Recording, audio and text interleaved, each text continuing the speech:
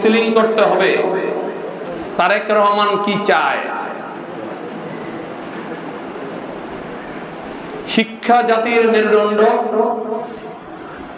এবং তার সাথে সাথে সুশৃঙ্খল ভাবে জীবন চালানো মানুষ পছন্দ করে, এবং সেইটা করতে হলে এই যে কাউন্সেলিং, একমাত্র এই পেশাজীবীদের মাধ্যমে কাউন্সেলিং করা সম্ভব।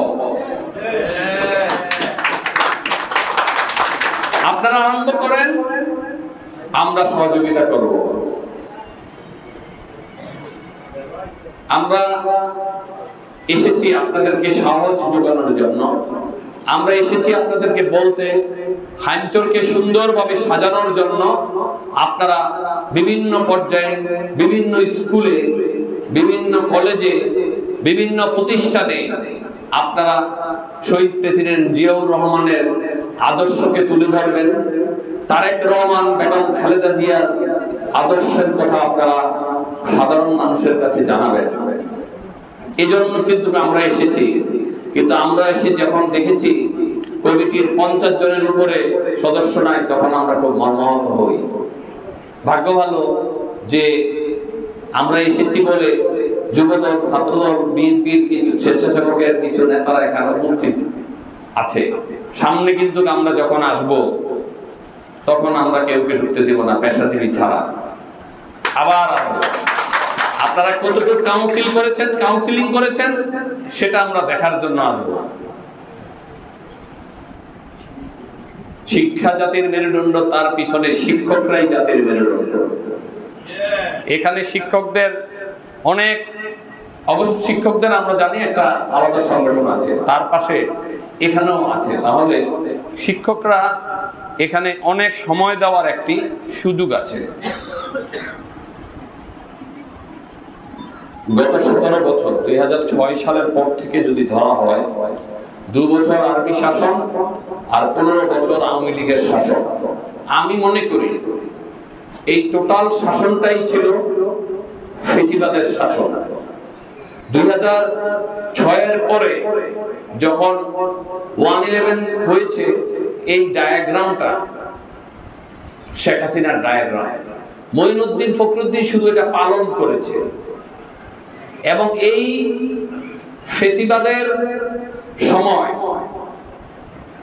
আমরা 17 বছর বলি না, এই 17 বছরে এমন কোন জায়গা বাদ নেই যেই জায়গাটাতে কাউন্সিল করতে হবে না।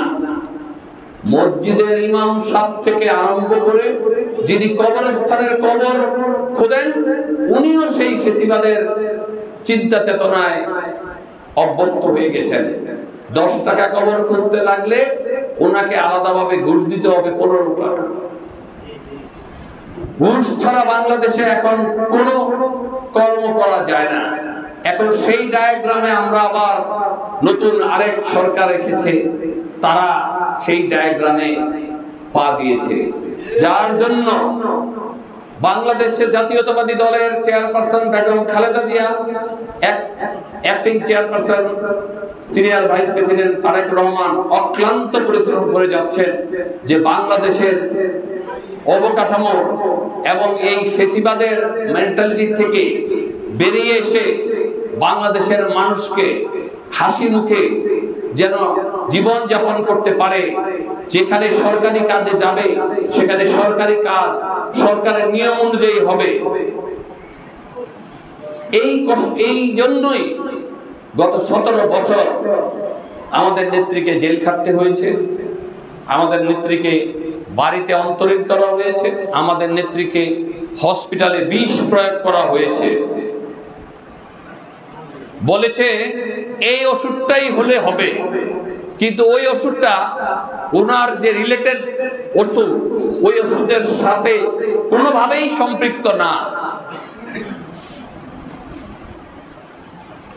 সুতরাং পেশাজীবী পরিষদের সকল ভাইদের কাছে আমাদের অনুরোধ থাকবে, আপনারা আজকের থেকে আপনাদের নিজেদেরকে একটু নিজেরা পরিবর্তন করেন এবং তারেক রহমানের চিন্তা চেতনা 31 দফা কর্মসূচি এটা আপনারা সমাজের বিভিন্ন জায়গায় আপনারা এটার প্রতিফলন করা আরম্ভ করেন।